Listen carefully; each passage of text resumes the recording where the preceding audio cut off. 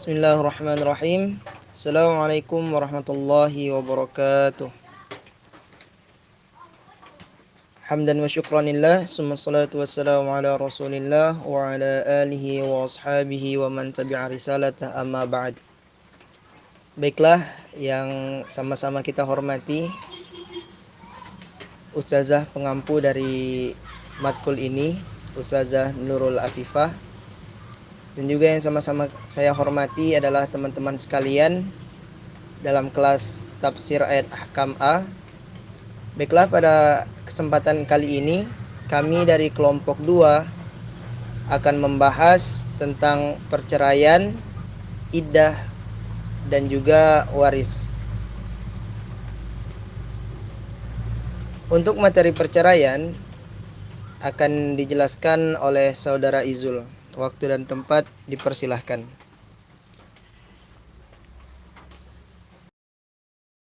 Assalamualaikum warahmatullahi wabarakatuh. Terima kasih moderator atas waktu yang telah diberikan terhadap saya. Bismillahirrahmanirrahim. Alhamdulillahirrabbilalamin wa bihi nasta'in wa ala umuri dunya waddin. Wassalatu wassalamu ala sayyidina Muhammadin. Amma ba'd. Di sini saya akan menjelaskan tentang definisi talak ya. Talak secara bahasa yaitu at-taharrus minasyai' wa tahalluli minhu. Artinya taharrus bermakna tabarru. Dia membebaskan diri dari sesuatu yang mengikatnya. Lantas kemudian dia melepaskan dirinya dari sebuah akad. Jadi mempunyai dua makna ya dalam sini.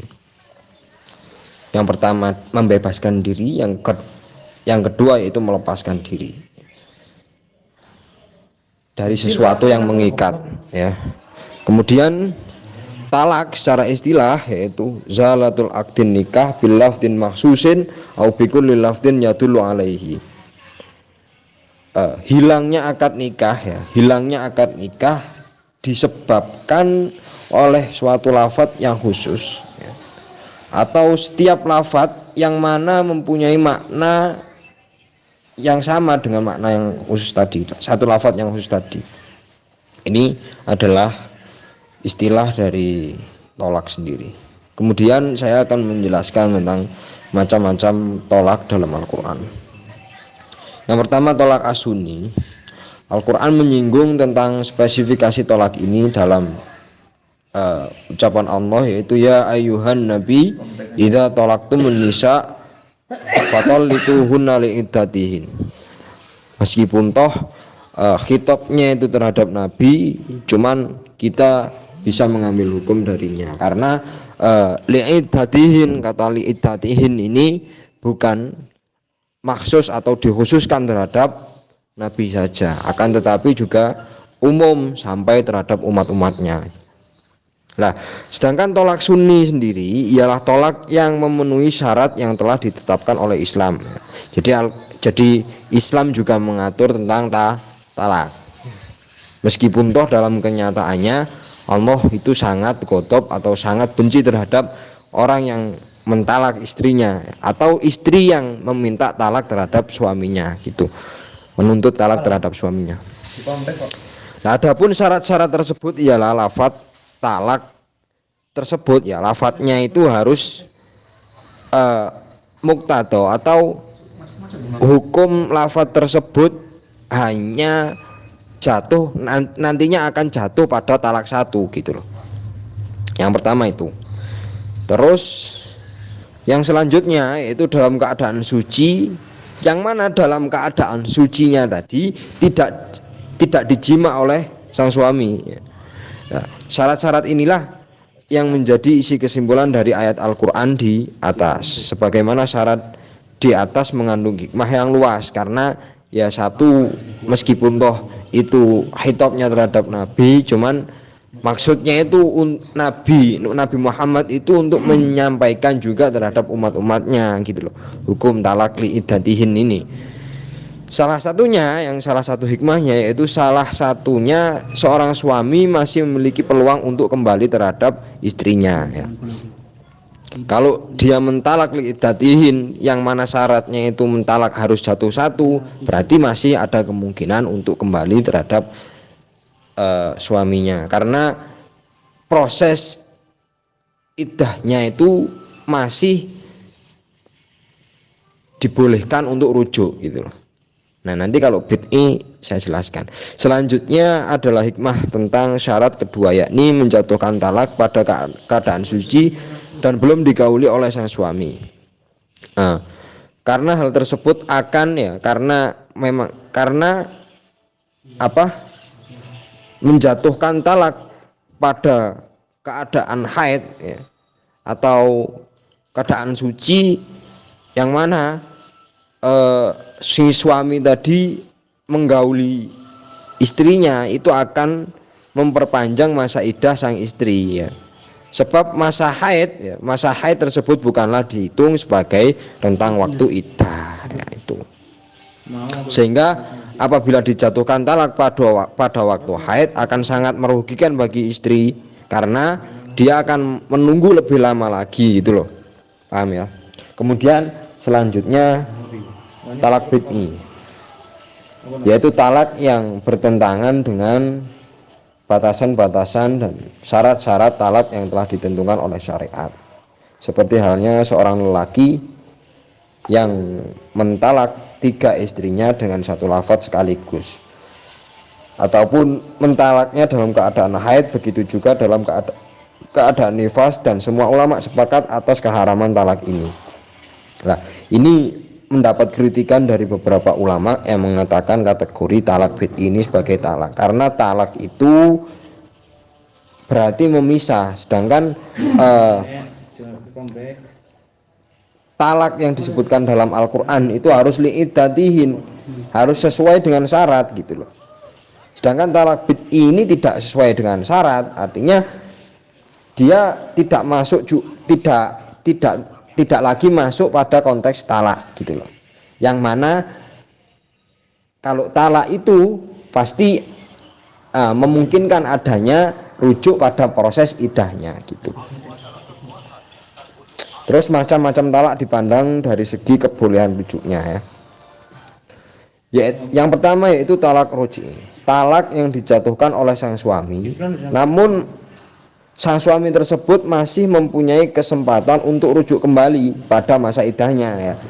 Kalau tidak pada masa iddahnya ya, dia harus menerima konsekuensi bitajdidin nikah ya, untuk memperbarui, mengupgrade nikahnya kembali gitu. Baik talak 1 atau 2. Kalau dia ruj'i itu konteksnya talak 1 dan 2 gitu saja.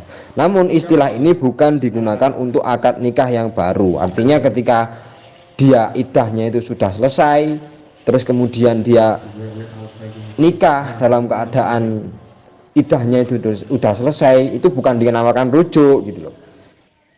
Kemudian yang selanjutnya itu talak bain, yaitu talak yang menghilangkan segala konsekuensi akad nikah yang mana terdiri dari iddah, terus rujuk dan lain-lain. Artinya talak bain ini adalah follow up dari talak bid'i gitu loh. Konsekuensi yang harus ditanggung si suami karena mentalak bid'i terhadap istrinya. Selanjutnya yaitu penjelasan tentang konsekuensi talak dalam kacamata tafsir dan relevansinya dalam kehidupan modern. Dalam Al-Quran dijelaskan, ya ayyuhan nabi idza talaqtumun nisa fataliquhunna li'iddatihin wa ahsul iddah wattaqullaha rabbakum la tuhrijuhunna min buyutihin wala yahrujna illa ayyatina bi fahishatin mubayyinah. Wa tilka hududallah wa may yata'adda hududallah faqad dzalama nafsah wa la tadri la'allallah yuhdisu ba'da dzalika amra. Yang artinya, hai Nabi, apabila kamu menceraikan istri-istrimu ya, kembali lagi ini tadi membahas tentang ayat yang telah saya jelaskan. Ketika engkau menceraikan istri-istrimu, maka hendaklah kamu ceraikan mereka pada waktu mereka dapat menghadapi iddahnya itu. Dan hitunglah waktu iddah itu serta bertakwalah kepada Allah. Janganlah kamu keluarkan mereka dari rumah mereka, dan janganlah mereka diizinkan keluar kecuali mereka mengerjakan perbuatan kecuali mereka akan mengerjakan perbuatan keji yang terang. Itulah hukum-hukum Allah, dan barang siapa yang melanggar hukum-hukum Allah, maka sesungguhnya dia telah berbuat zalim terhadap dirinya sendiri. Kamu tidak mengetahui barangkali Allah mengadakan sesudah itu suatu hal yang baru. Ya, ini adalah konsep talak yang ada dalam Al-Quran mengenai iddahnya ya. Karena pembahasan kita sekalian dengan iddah, saya akan menjelaskan talak yang mempunyai munasabah dengan iddah gitu loh. Kemudian konsekuensi talak dalam kacamata tafsir dan relevansinya dalam kehidupan modern. Sama. Syed Qutbi berpendapat bahwa pada ayat ini yang saya jelaskan di atas tadi terdapat hikmah yang terkandung di dalamnya.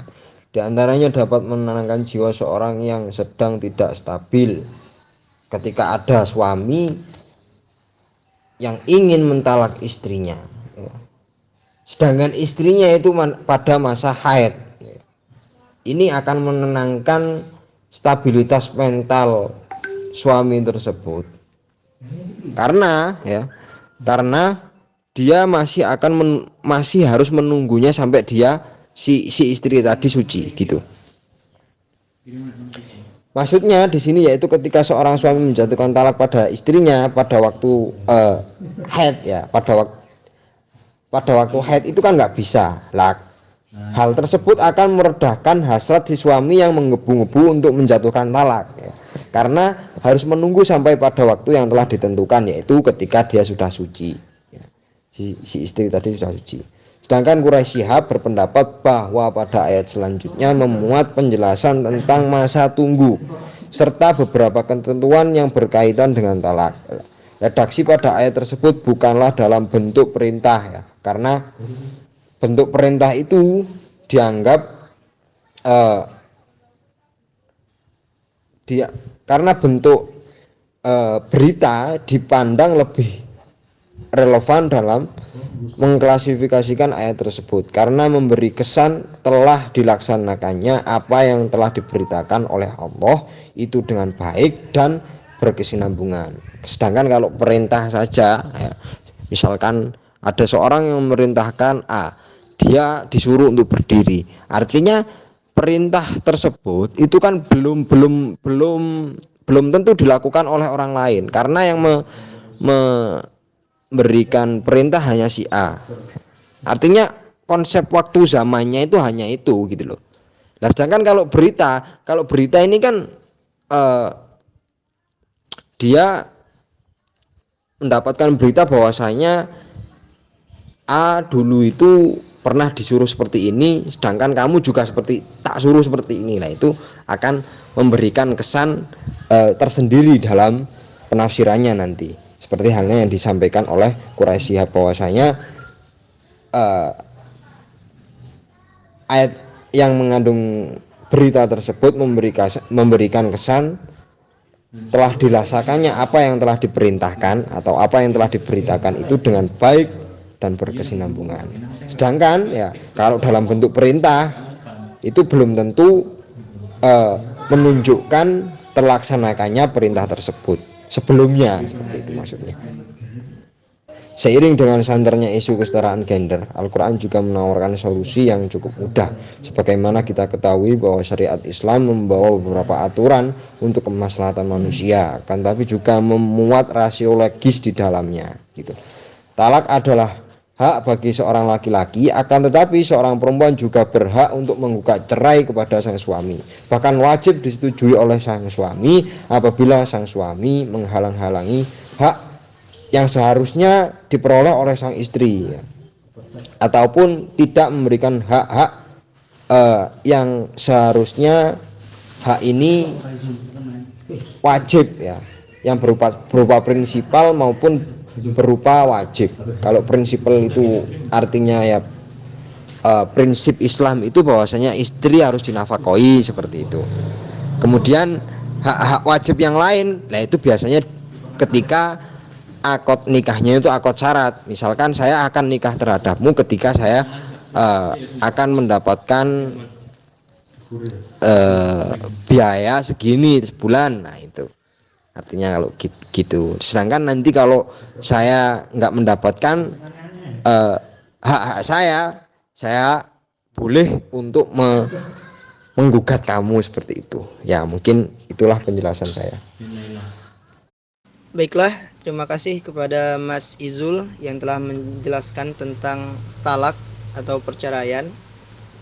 Selanjutnya untuk materi iddah akan dijelaskan oleh Mbak Akromunisa dan juga Mbak Ulfi. Kepada Mbak Akromunisa dan Mbak Ulfi, waktu dan tempat dipersilahkan. Oke, saya di sini akan menjelaskan sedikit materi tentang pengertian masa iddah. Iddah berasal dari kata adat dalam bahasa Arab berarti bilangan atau hitungan. Secara bahasa mengandung pengertian hari-hari haid atau hari-hari suci pada wanita. Sedangkan secara istilah, iddah sendiri mengandung arti masa di mana menunggu seorang wanita menunggu bagi wanita untuk melakukan perkawinan setelah terjadinya perceraian dengan suaminya, baik cerai hidup maupun cerai mati, dengan tujuan untuk mengetahui keadaan rahimnya atau untuk berpikir bagi suaminya. Sebagian para ulama mendefinisikan iddah sebagai nama waktu untuk menanti kesucian seorang istri yang ditinggal mati atau diceraikan suaminya. Nah, sebelum habis masa iddah itu, dilarang untuk dinikahkan atau menikah lagi. Iddah ini sudah dikenal sejak zaman jahiliyah. Setelah datangnya Islam, kata iddah tetap diakui sebagai salah satu dari ajaran syariat karena mengandung banyak manfaat. Untuk selanjutnya yaitu macam-macam iddah. Macam-macam iddah terdiri dari 8. Untuk yang pertama, iddah atas istri yang memiliki kebiasaan menstruasi dan belum digauli. Yang dimaksud di sini adalah belum pernah dicampuri oleh suaminya. Tidak ada iddah yang harus dijalani, tidak ada iddah yang harus dijalaninya. Artinya, ia boleh menikah lagi dengan laki-laki lain setelah ditalak oleh suaminya, kecuali apabila ditinggal mati oleh suaminya. Maka wajib baginya menjalani masa iddah selama 4 bulan 10 hari. Untuk yang kedua, iddah wanita yang haid dan suci. Dalam keadaan sudah menstruasi, maka masa iddahnya adalah 3 kali quru yang diartikan sebagai suci atau haid. Sedangkan yang belum haid atau tidak haid lagi atau yang disebut dengan menopause, masa iddahnya adalah 3 bulan. Untuk yang ketiga, iddah wanita hamil. Tidak ada perbedaan fuqaha bahwa wanita yang hamil jika pisah dengan suaminya karena talak atau khulu atau fasah, baik merdeka atau budak, wanita muslimah atau kitabiyah, maka iddahnya sampai ia melahirkan anaknya. Untuk yang keempat, iddah khulu. Di sini sunnah menetapkan bahwa wanita yang menebus talaknya beriddah dengan 1 kali haid, tidak dengan 3 kali haid atau 3 kali suci. Untuk yang kelima, iddah wanita yang berzina. Yang dimaksud di sini adalah jika ada seorang wanita yang berzina, maka tidak ada iddah baginya, baik dalam keadaan hamil atau tidak hamil. Jika ia tidak hamil, maka laki-laki yang berzina itu atau laki-laki lain boleh menikahi wanita tersebut. Demikian menurut Imam Syafi'i. Yang keenam, iddah ilah. Menurut jumhur ulama berpendapat bahwa wanita yang diilah suaminya beriddah seperti wanita lain yang ditalak. Yang ketujuh, iddah wanita karena suami wafat. Masa ini tidak dihitung berdasarkan menstruasi atau kesucian, tetapi didasarkan pada kelahiran anak atau yang biasanya dilakukan yaitu 4 bulan 10 hari. Yang terakhir, iddah wanita istihadah.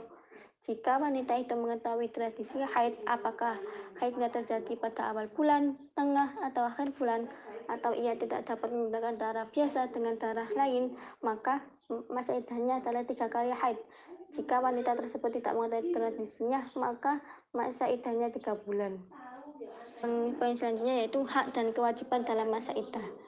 Para fuqaha tidak berbeda pendapat bahwa Suami masih berkewajiban memberi tempat tinggal di rumah suami dan memberikan nafkah, sedang istri wajib tinggal bersamanya.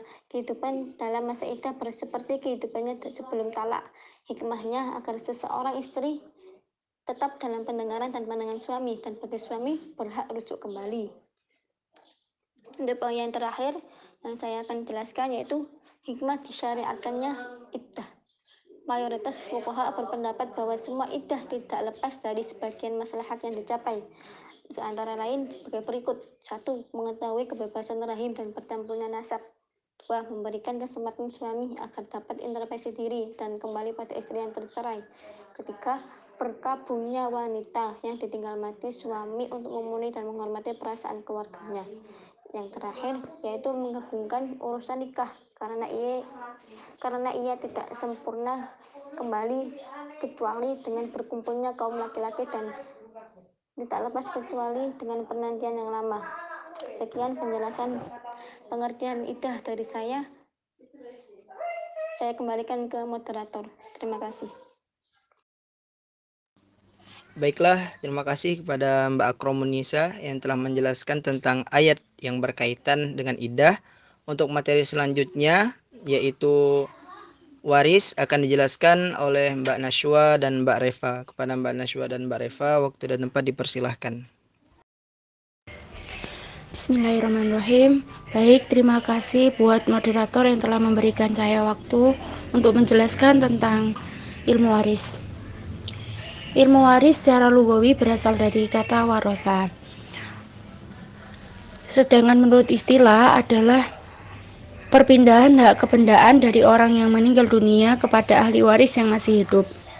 Pada masa pra-Islam, orang-orang Arab jahiliyah biasa mengalihkan dan mewariskan harta warisan di antara mereka berdasarkan atas 3 hal, yaitu yang pertama adalah berdasarkan garis keturunan atau disebut dengan al-nasab, yang kedua berdasarkan adopsi atau pengangkatan anak atau al-tabani, dan yang ketiga berdasarkan sumpah atau sebuah perjanjian.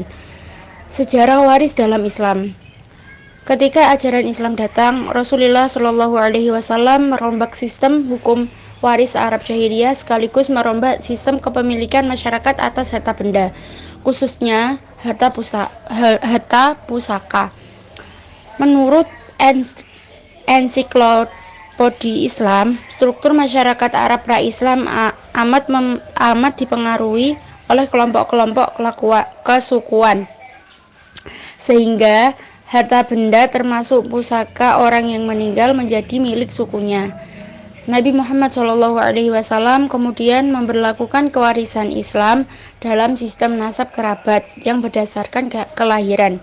Hal itu sebagaimana yang telah disebutkan dalam Al-Quran surat Al-Anfal ayat 75.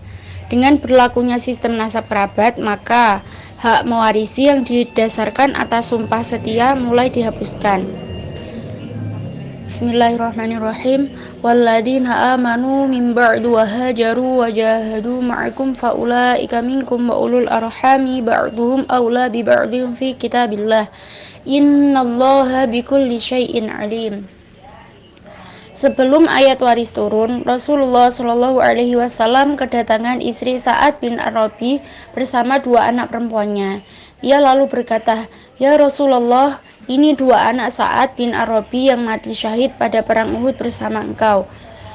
Paman mereka merampas semua harta mereka tanpa memberi bagian sedikit pun.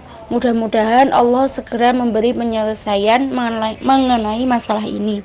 Sabda Rasulullah. Tak lama setelah itu turunlah ayat tentang waris dalam Al-Quran surat An-Nisa ayat 11.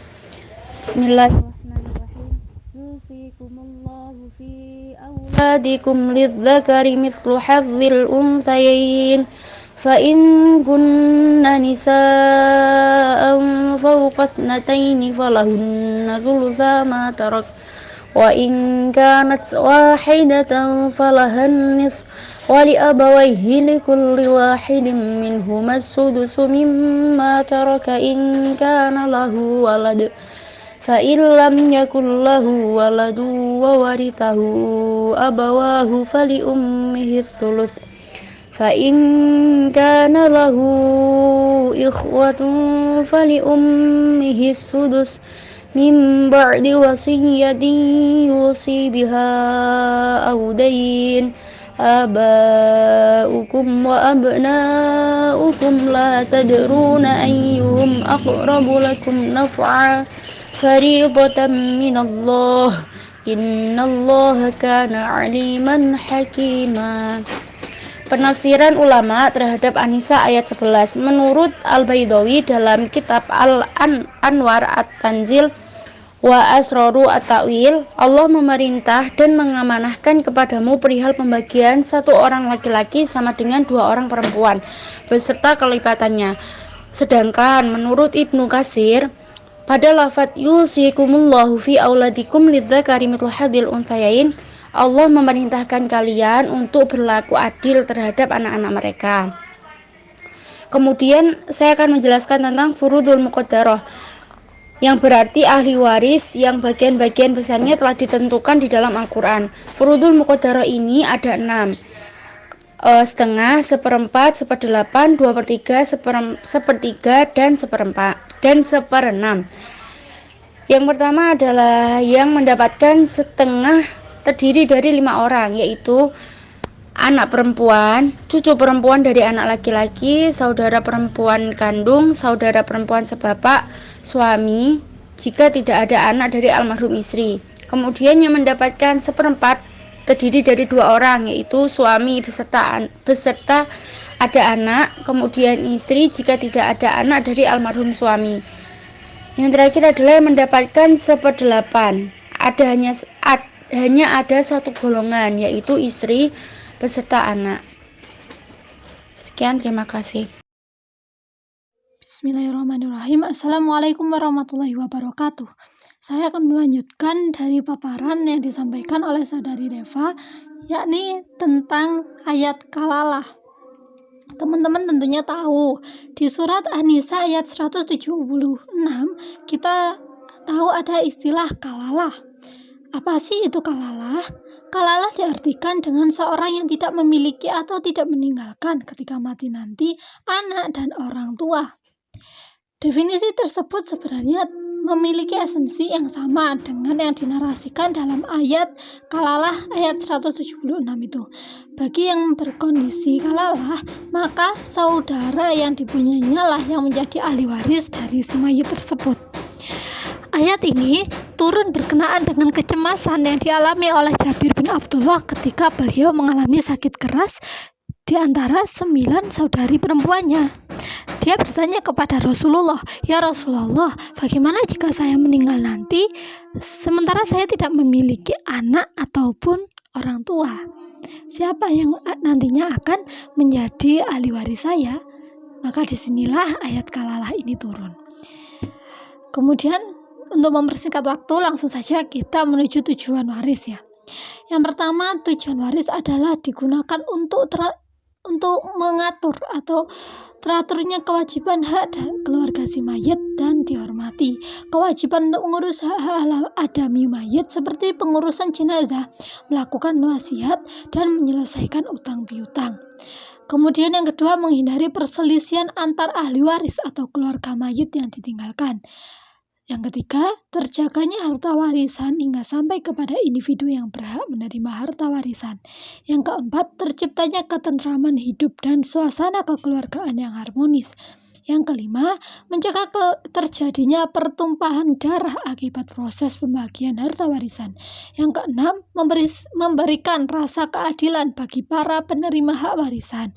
Yang ketujuh, mendistribusikan harta peninggalan secara adil dan merata kepada para pihak anggota keluarga yang menjadi ahli waris. Dan yang kesembilan, menghindarkan diri dari perselisihan dan perpecahan, bahkan pertengkaran akibat rebutan harta. Yang kesepuluh, dapat memahami hukum-hukum Allah. Dan yang terakhir adalah terhindar adanya kelangkaan orang yang faham dalam pembagian harta warisan di suatu tempat. Sekian dari kami. Mohon maaf apabila ada kekurangan. Wassalamualaikum warahmatullahi wabarakatuh. Terima kasih kepada Mbak Repa dan Mbak Nashwa yang telah menjelaskan tentang waris, dan juga kepada teman-teman dari kelompok 2 yang telah menjelaskan materi pada hari ini. Saya selaku moderator mohon maaf atas segala kekurangan dan juga kesalahan. Saya akhiri. Wassalamualaikum warahmatullahi wabarakatuh.